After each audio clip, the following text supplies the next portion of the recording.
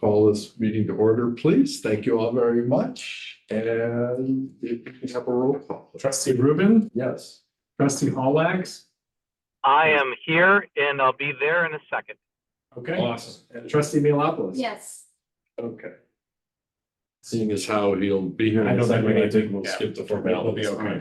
Speaking of which, if anyone here wants to comment, because it is now time for public comment, I will be happy to read the spiel. Otherwise, skip it. All right, public comment. Thank For the you. record, there is no person. Oh, I think technically we can all speak at public comment time as a person from the public. that's true. And I wish I didn't even know that. Way to pay attention in open meetings act training. There you go. And now it's time for consideration of the minutes of our last very detailed minutes. Thank you. Whoever wrote that. Nicely done. There are no comments or queries about it. If I could get a motion. So moved. Second, All right, all those in favor? Aye. aye. All right. Adopted the minutes. Thank you. And that brings us to the monthly report, please. December's treasurer's report. So this will be the last report in 2024. I will just caveat this with these are unaudited numbers, so they will change a little bit. So we'll go through the December treasurer's report, and then we'll go through the last CIP update for 2024. And as part of that, thank you. As part of that, we'll be going through the timeline of the projects that we have scheduled for 2025. So in December, we did receive slightly less property taxes in 2024 than we did in 2023.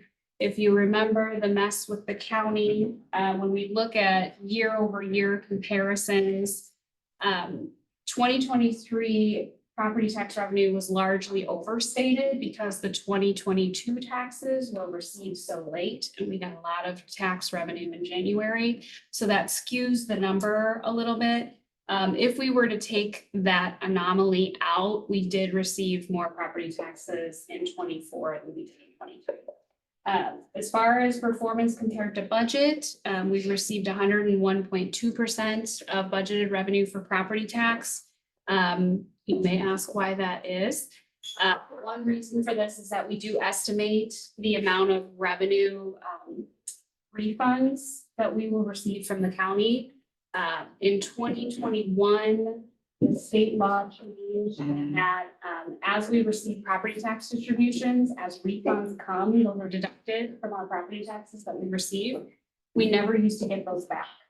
Starting in 2021, the county will calculate all of the refunds that were deducted from our property tax revenue. And then each November, we get an extra distribution to make up for that.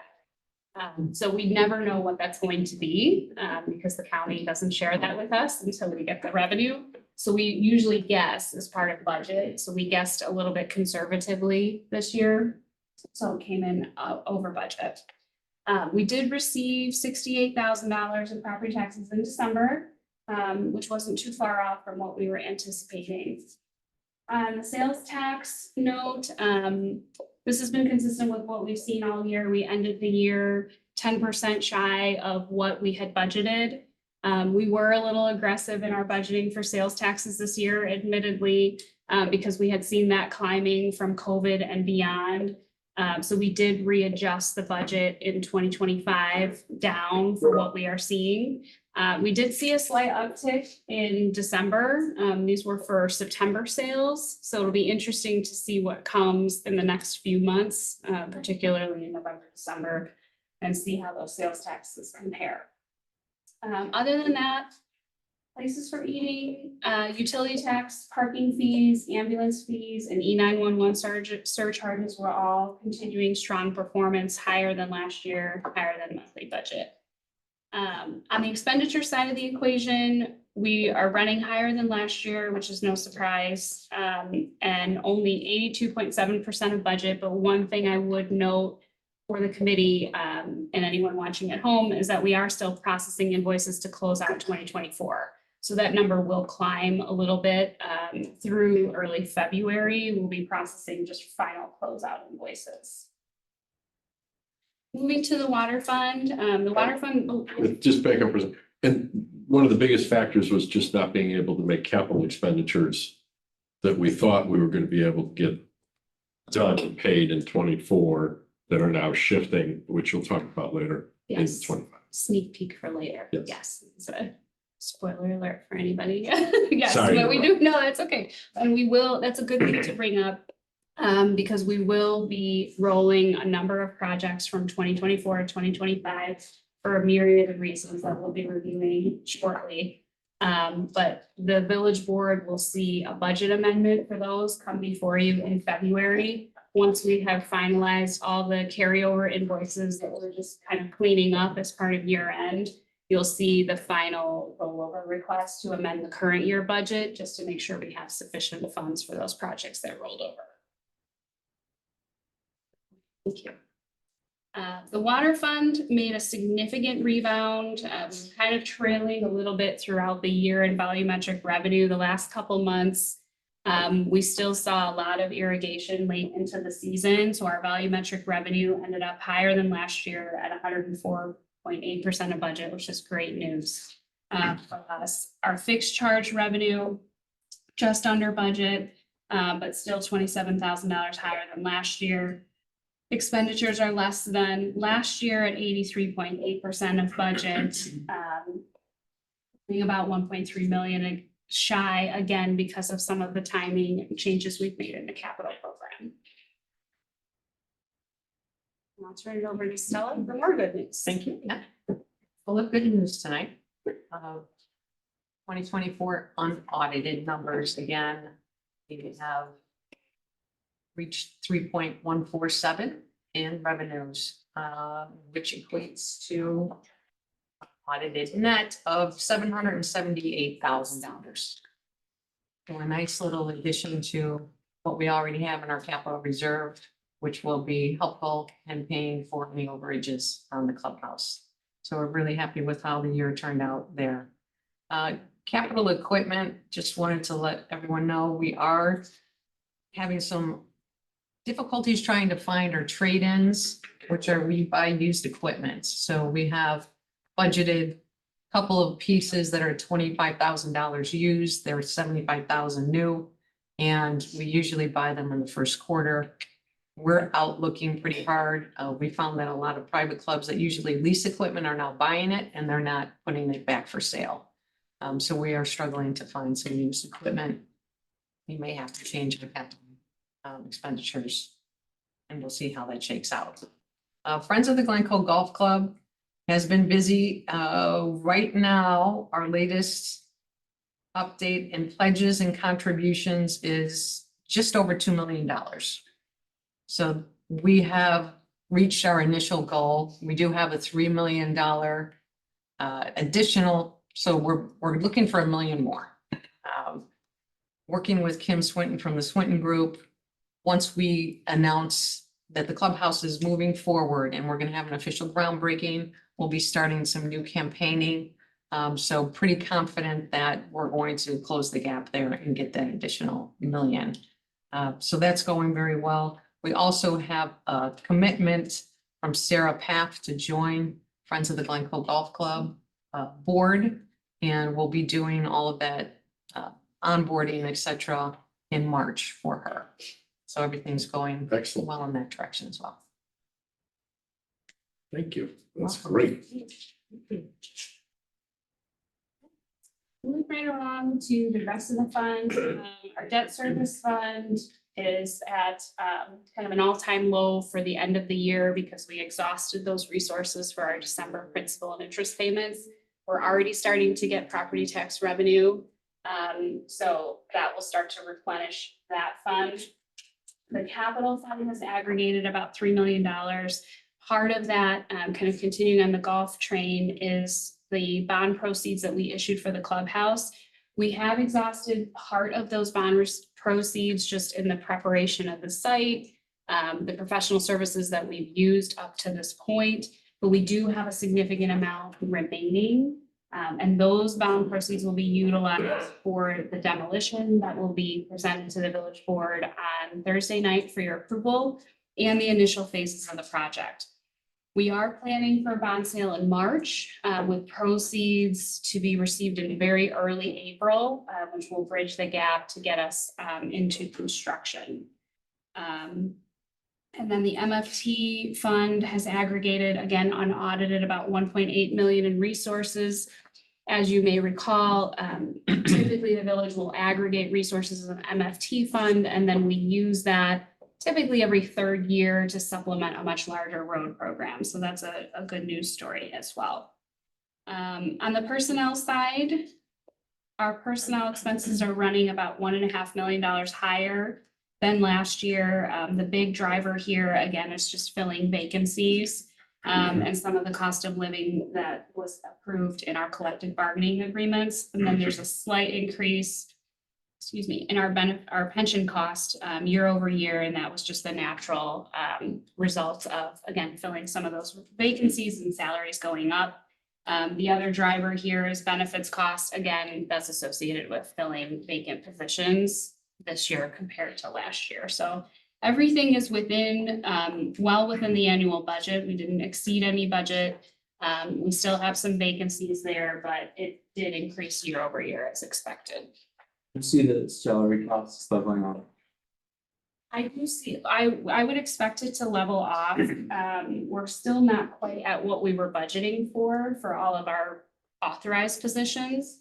But I would expect that to see that level off, and then year over year, we would just see the increases be consistent with cost of living. Yeah, because the last like 3-4, call it 20% for most companies. It feels like to deal with inflation, but it does feel like it's leveling off. Just Yes. curious, if it's leveling off here. Yeah, And also I'm sorry, when we fill, especially when we fill positions for public safety, think about it. Okay, great. So our overtime's going to go down. Not so fast, because they're off on training most of the time. And there are a couple other factors with public safety Right. particularly as well, with the lateral transfer program that's been very successful for us, and we've brought some really amazing people in. But what that has also done is it raises up some of those starting salaries where they would be normally starting at the base, because they are coming as an in-service officer from another community. We're hiring them at higher rates. Right. So I do think we're starting to see it be a little bit less crazy competitive from a pay, like a starting salary standpoint. But it still remains fairly complicated in a few key areas. I think IT and public safety remain just difficult positions to hire. So when we get folks from these lateral programs, we pay a higher salary first because they already earned that. But we have less training because We also they've have already less been trained training. as public As safety police officers, officers, we're not police sending officers, them out. but not as fire. We are not sending them to the police academy. So, They're doing, field training here, but that's a much shorter window. They do often have to go to either or both fire academy and paramedic training. And the officers still do cap off at the max salary. It just, when the lateral hires come in, they get closer to the top. They get closer to the top faster Right. than your entry Right. level. Met a couple from Peloton, they're outstanding. Great. They also come over with that much experience, so That doesn't hurt. that's a good thing. Right, moving into projections, our annual revenue projections, looking at the general fund alone, we ended the year with $258,000 in revenue in excess of budget. Again, big drivers of that, income tax and places for eating, things that the revenue sources that we've seen every year or every month kind of outperform their targets. We did receive $700,000 in grant funding related to last year. When we back that out, the general fund is just shy of budget by $442,000. Again, the big driver there is the shortfall in sales taxes of what we were projecting versus what we received. When we look at the water fund, the revenue is coming in about $360,000 above budget. So thank you to the irrigation. That really helped that fund this year. When we add expenditures into the equation, the general fund had a planned drawdown of $3.1 million. When we back out, I'm sorry, but the actual results are showing that we will add $1.4 million to reserves. When we back out that grant funding, we're adding $734,000 to the general fund balance. And again, you'll see this primary driver with this are those expenditures that we didn't spend on capital that are rolling into this year. And also some strong performance in revenues kind of helping that out. The water fund had a planned drawdown of $2 million. Our actual results are closer to $885,000, drawing that down. Again, we had some changes in the capital program this year that caused that difference.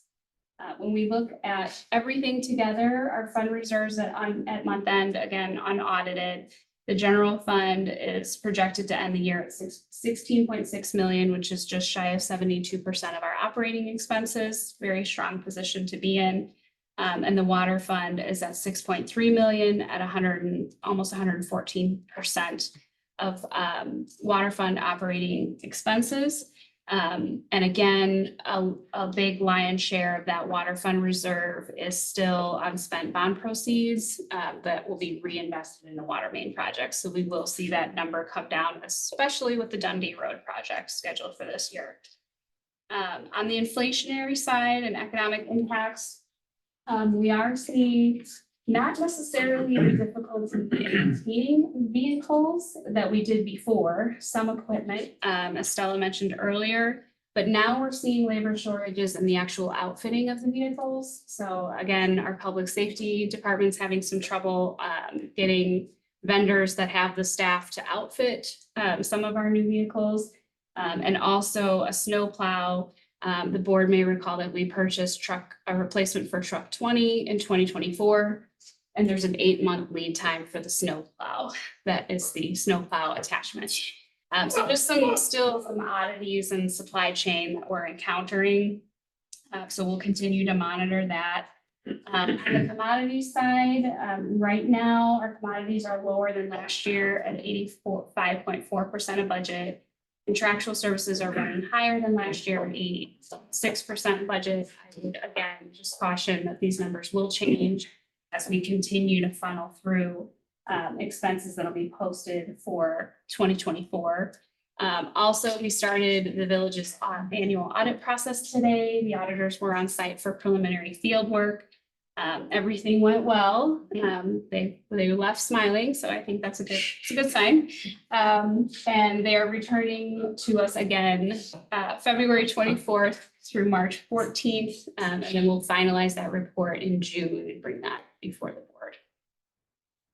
I'm not sure auditors smiling is a good thing. It wasn't a sinister smile, and they weren't angry, so I'm going to take it as a good sign.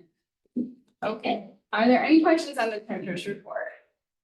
Okay, all right, I will turn it over to Margaret to review the CIP update. Thank you. So tonight's CIP update is basically the recap of 2024 projects. And so we are going to give you a little bit more detail this evening with just where we've ended up with some projects, and then to speak to what Deputy Larson spoke about earlier about rolling over projects, just kind of give you a little bit more insight into the story behind that.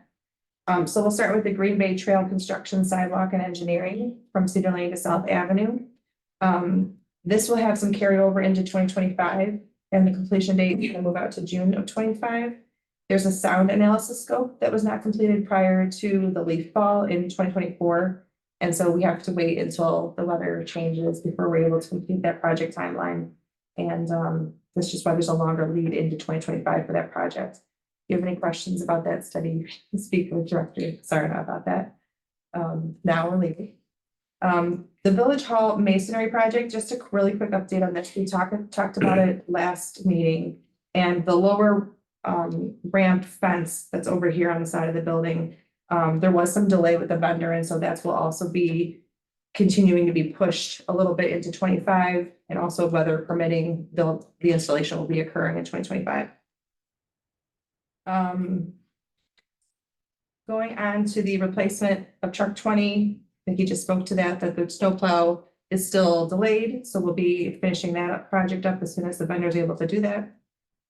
Regarding CSO electric vehicle replacement, so these were 2 vehicles we had approved in the end of 24, and there was a delay with one of the vehicles, and it was scheduled to be delivered this week. It's to be delivered Thursday per the dealership again.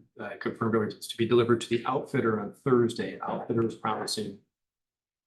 A little bit of conversation was held, and they are promising it to be rapidly returned with the initial outfitting. There's 2 additional steps of outfitting: the stickering and also the fitting of the license plate reader that will be happening rapidly after. Thank you very much. And so then leading into that, the parking management license plate reader, the vendor, I think, is waiting for, we have one of the CSO vehicles that can be outfitted with it, and they're waiting to do both at once to be cohesive with the license plate readers. Moving on to the bridge maintenance construction engineering for Scott and Hazel Avenue. This is going to carry over into 2025. The project start was delayed after the June 2024 board approval of the contract until November because of some contract modifications. And so it was involving our legal team and the vendor's legal team. So we'll continue on with that project. The new redundant filter influent line repair and engineering. So there was an estimated completion. The project is a 2-year phase, 2024 and 2025. And this was something that the board approved the contract back in November. And just the construction hasn't began yet, but there's a good news story with that the better time for construction is the winter season because the water plant has lower water production. So it'll have less of an impact while they're doing that installation of the influent line. And so that will carry on into 2025 as well. The water main improvement design engineering, this was where engineering is happening for projects from 2024 through 2026. This is going to continue on a little bit into 2025, but there's about 85% of the projects that they plan to engineer are already completed.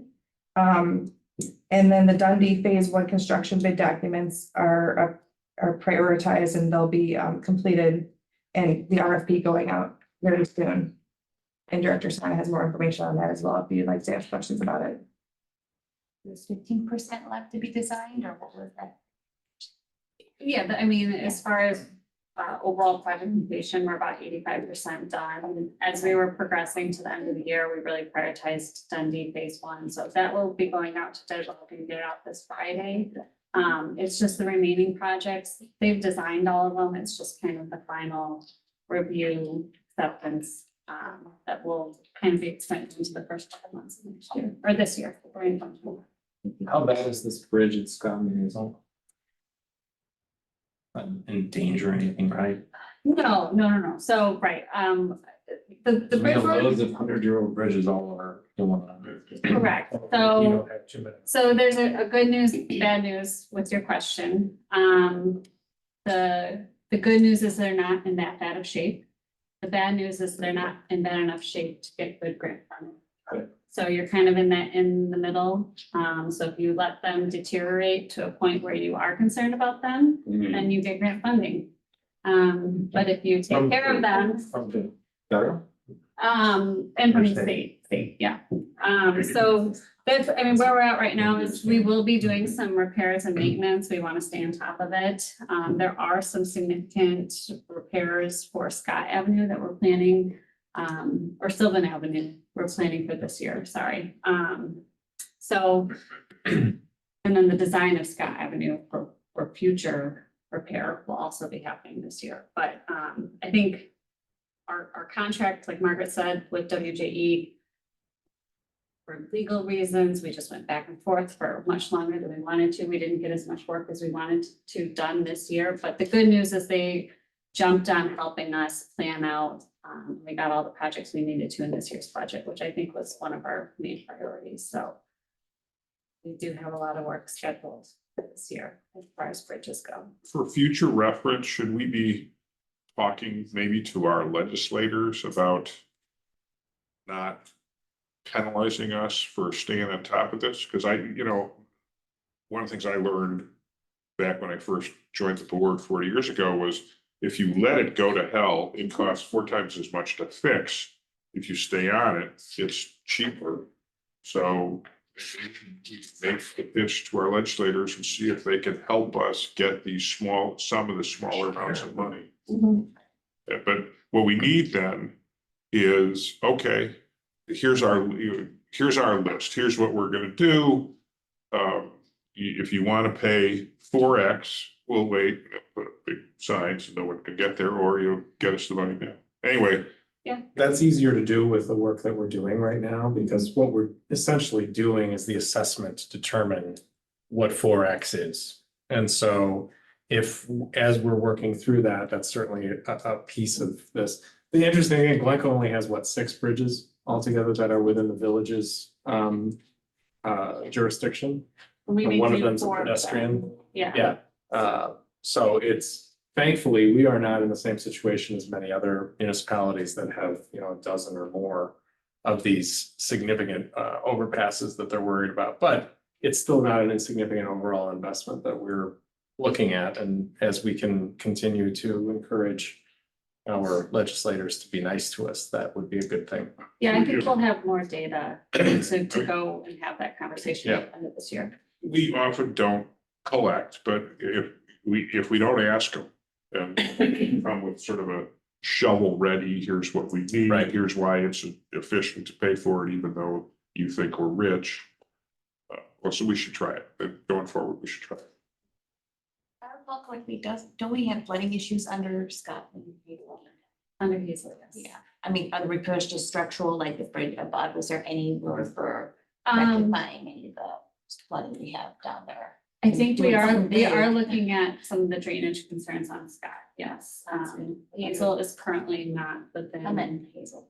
Okay. Yeah, I think Hazel's, that's a much more substantial And- stormwater management fix, Which Which is, we can get funding. which ties into the assistance from- stormwater master plan. that we're yes, gonna be yes, doing. Hazel will be part of And the then- stormwater master plan, not necessarily the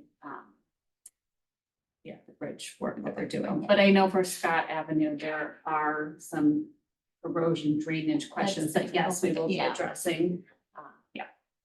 And the other thing, as it relates to the Scott Bridge, is the work that's been proposed and delayed and proposed and delayed by Metra to do substantial improvements at the Hubbard Woods Metro station, which would also positively impact the drainage and erosion issues down at on the Green Bay Trail. But there's no date certain at this point and whether that project's actually gonna happen or if it's been canceled altogether, but it was supposed to happen in 2020. And the pandemic stopped it and they talked about restarting it in 2022, but since then we haven't heard anything. But a lot of that area feels like it's all in Winnetka. Actually, there's a lot more in Glencoe than you think, so.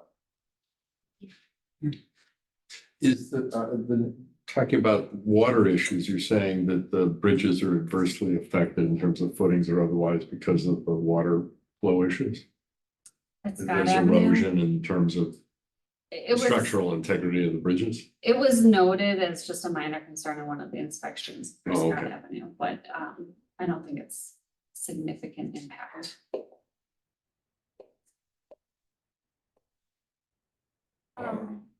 Just to continue on the updates. So sanitary sewer rehab, this is an annual program that we have for the sanitary sewer rehab. And the project, the good part of this is that we are part of the municipal partnering initiative, the MPI. And we get to be part of larger contracts to get better pricing. But as being a part of a smaller community, we have to be very flexible with our schedule. So the work wasn't completed this year, but it will carry into next year. And then there'll be the regular work that's also scheduled for 2025. This is last year's prices. Correct. Yes, because it's within the contract. It's already signed and everything. We'll just buy it on the list. Yes. we have found ourselves in that situation with a few of the MPI programs that we've participated in. One of them is sidewalks. We're gonna actually break out of MPI for 2025 because it's too unpredictable. Yeah. As you saw this year, we didn't do sidewalk work until late into November. Yeah. And it's frustrating to us. So MPI is great and I think we've derived a lot of benefit but we probably are gonna be a little more selective with some of the programs that we participate in. Maybe shared with them why we're withdrawing, maybe I think they're aware. It's, the problem is the MPI is just a It's a group group, of yeah, I know. municipalities, and so there's nothing. Contractor kind of thing. Yeah. Mhm. Yeah.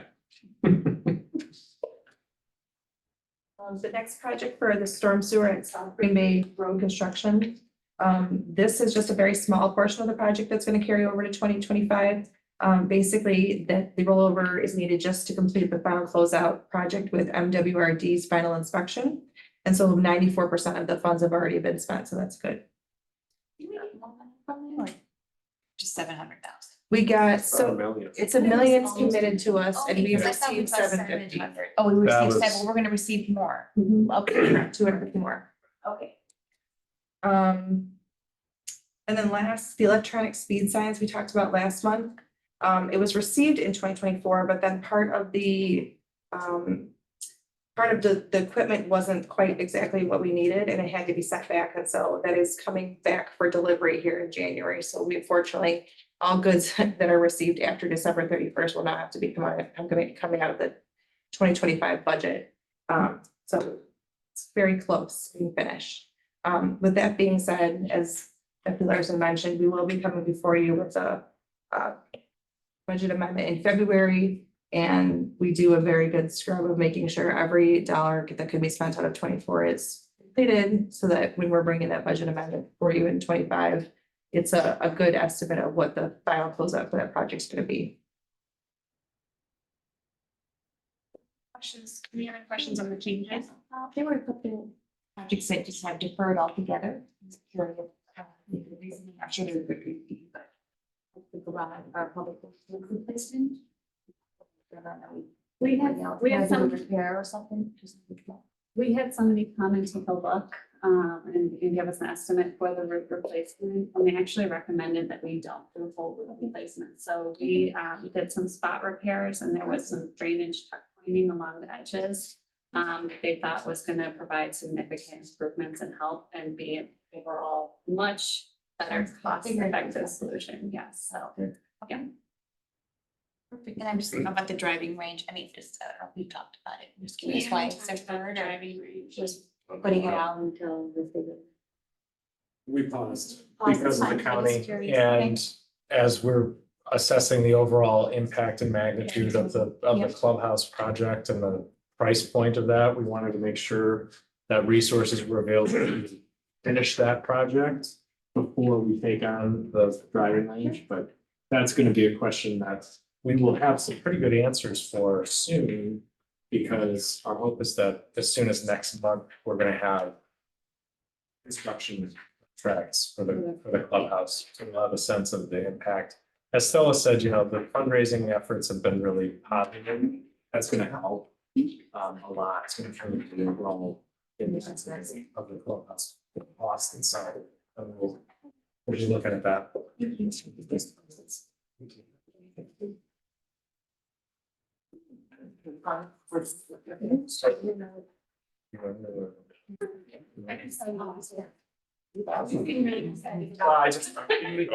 So we're starting to plan out for 2025.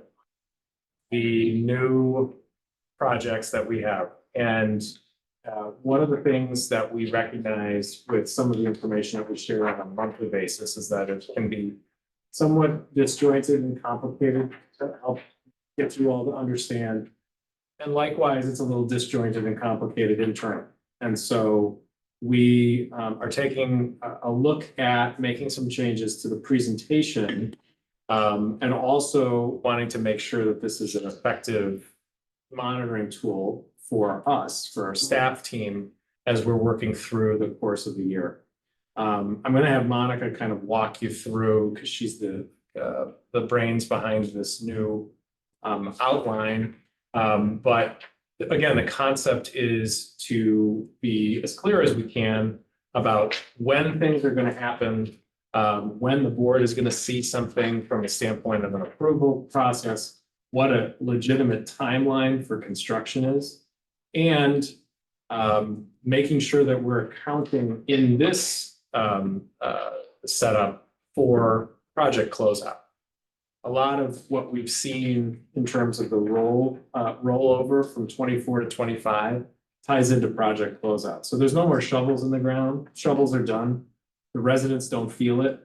Most of the project feels like it's tied up with a bow and we're ready and we're done with it. But there's accounting, there's final inspections, there are waiting for final invoices to be issued or grant funds to be received. And until that happens, the project doesn't close officially.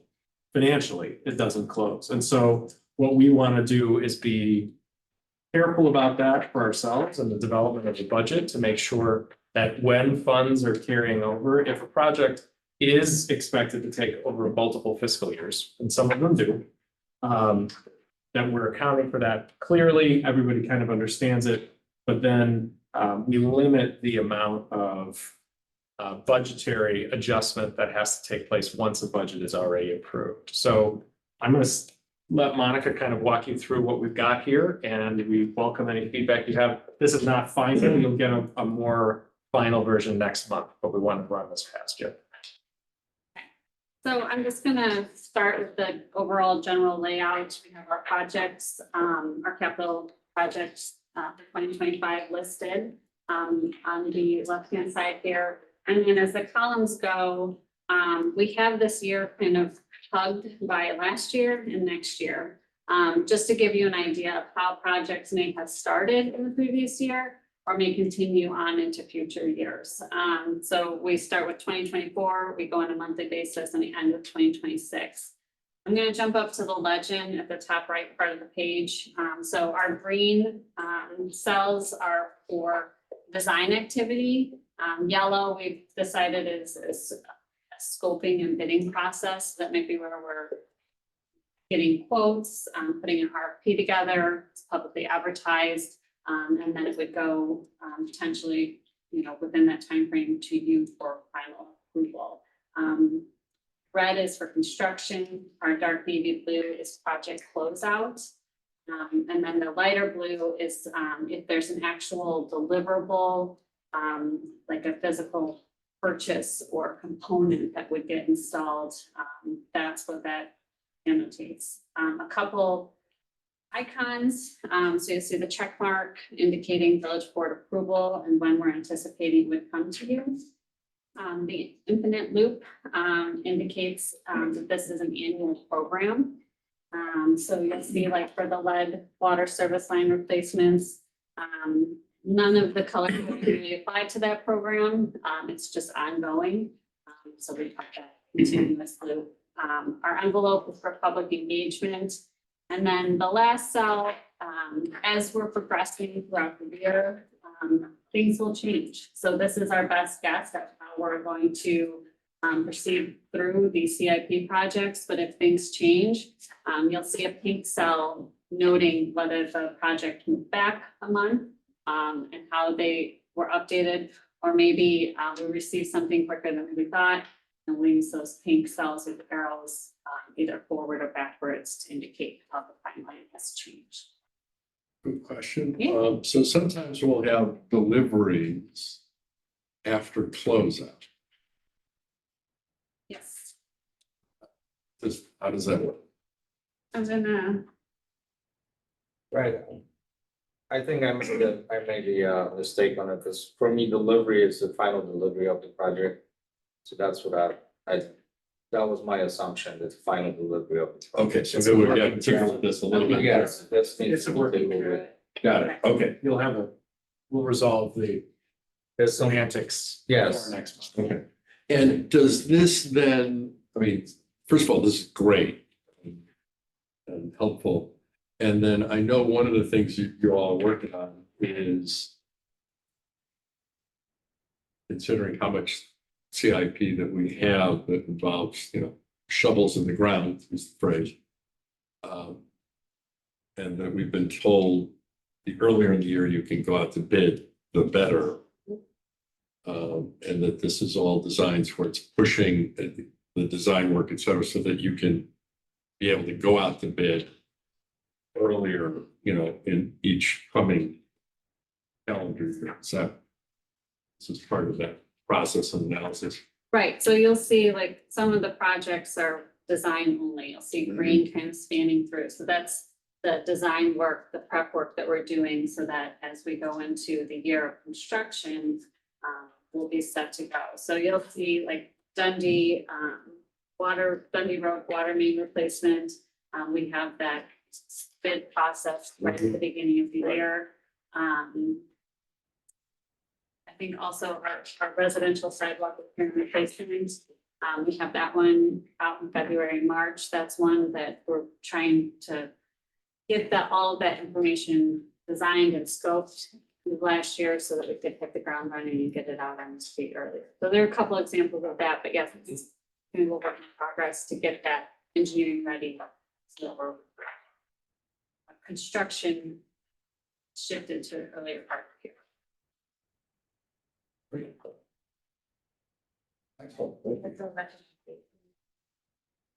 Very difficult to think, and everything very fun, fun buckets, fun, capital fund. Maybe put this exercise, we could separate the project types in terms of discipline, for instance, like facilities, we have weather siren or something else. Let's say the roads we have facility or the tuck pointing, and we have like an infrastructure one for a road and so on, and something else for equipment for the vehicles, so kind of separating. Yeah, different. Do you have grouping the CIP? So we Yeah, something do that. yeah, just like that. I think it's great. I think it provides a really great visual. I love it. Yeah, and, my eyes are a little, as I get older. The blue, it's hard to see. I mean, I can What do you see. mean as you get older? Two shades of blue are too close together. I don't mean to throw like lighter, maybe some of the pastels rather than the. Yep. This was hard to Light establish. orange. Is it, Not to be. now that it's in flight, so is this all right to maintain? I think so, right? This Like, is to an put this example. together was probably a bit of an effort, but to maintain it, maintain this level of detailed project management for us, is that easy enough to do? Yeah, I mean, it's just as a matter, I think we've kind of talked about how we're going to incorporate this into our work and how we talk about the project and manage it. And so, we sit down on a monthly basis and review this and it'll just be updated. In some ways, it might be easier, you could just kind of point to a line, and look at your people, right? Yeah. And there's the visual is helpful. Yeah, this is not going to be a heavy lift to maintain. This is terrific. So whoever the genius is, there's a lot of information. So it's 2025 then? So no, so it says 2024, that was last year. So like, I think the Village Hall second floor, public safety and council chambers renovation, technically we started construction in 2024 too, but to tell the story, we bid it, you guys approved the project in 2024. But construction will continue, we're anticipating through July. But also when construction's done, like Phil's saying, visually, we like to check the box and say, we're done. But from a financial standpoint, we're still closing out all those contracts. We're still doing final inspections and there are still dollars and cents flowing. So that 2024 is last year. That's all last year. And then Yeah, you'll this is see- into the future. I got it. Even into 2026, I mean, I think there's Some carry. more, yeah, and there's more to the story too. Very We just talked about the Scott Avenue Bridge. I don't know that we're actually gonna go to construction in 2026. It's pending grant funding, but that's the story to say. Right. We would be construction ready pending budget approval, dollar values available. So a lot of these going into 2026, it's just trying to tell the story of, will we be ready for construction? Or, you know, like our stormwater master planning, it's a multi-year project, so we'll continue with the engineering all the way. to Gotcha. 2026. So Thank is you. the goal to make the entire spreadsheet that we're used to seeing into this? So everything still in our water, the design engineering will eventually get. We should, we tried to mimic to match the CIP that you're used to seeing in the budget process. One thing I just was noting in my head is that anything that we're gonna amend the budget for in February will be added on here, which will not match your, match your budget document. But you'll leave the things you're familiar with that we said we're gonna continue on with that project into 25, and then we'll have the update of when it's officially completed. So we're doing, so we're gonna use both. Well, I hate to have people do double. we're not, Okay. no, we're not. That So would be- what we're trying to figure out is the best way to articulate the Oh, I see. financial Everything. components of this, of the I see. progress. Mhm. And whether that gets integrated into here, that's kind of complicated because we're trying to visualize two different things, Yeah. right? So that's why it's a bit of a work in progress. Yeah. So there may still be two, but there won't be But they're three. different. They won't be trying to say the same thing in different. Right. It'll be a list of It'll be- Exactly. The other one will be more focused on financials. Yes. Yeah, dollars and cents and how much we've spent so far. They're thinking of projects, Yeah. completion, they're thinking. I do like the schedule change option too that we're doing, because I was at a hard time. The Does the highlighted blue. blue mean what? Is it like forward or backwards? Like, this is really helpful. It's just, again, as a tool for everyone, us, our residents, all that. So I And you appreciate bring it. up Thank you. a good point, because the other thing that we are grappling with is how to highlight those changes. Because as we go through, I mean, this is a nice plan, but we know that there are going to be things that happen that we don't anticipate. So the next phase of this, as we kind of finalize the format, is to figure out how we will annotate those changes to you as well. Yeah, I'd like to add, there's an old saying, the job's not done till the paperwork's complete. Yes, yes. There's a very funny poster about that. And I think that's great to, we're keeping track of this stuff. I think we also talked about, sorry, last comment, as we look at our CIP going forward, on a multi-year basis, trying to identify the criticality of projects, right? Like, what is a must to be done now? What can we think about doing later? So I don't know, not that we don't have to add it here, but That'll be more in the it budget may be- document. Yeah, more budget Yeah. document, just want to see And as you're thinking about this stuff. Something to be mindful of, the whole of the CIP over the next couple of years is probably gonna change the way it looks. Because we're gonna change the entire financing plan. We're gonna be looking at how to depict it overall a little bit differently. We've been talking, I will say, from a workflow standpoint, our budget process is a nightmare. It is a series of Word documents and Excel spreadsheets that have to be married together, that require an inordinate amount of fact checking throughout. We're looking at a more dynamic budget like creator, if you will, that we may be able to integrate this year. We may or may not. See, it's quite a bit of work, but we are aiming to ease up on the workload for creating things like this so that it's just overall easier for us to generate this stuff and get it out. And the budget document itself is 350 pages long, but it's about 120 separate documents that get merged together. So when you think about it, it's stupid in terms of the amount of time and resources. But tying it into your point of a more dynamic CIP, that's a big piece of what I want to see happen with kind of, if not this year, subsequent year budgets, to tie in prioritization and facts behind why. So it doesn't just look like it's moving around on a spreadsheet.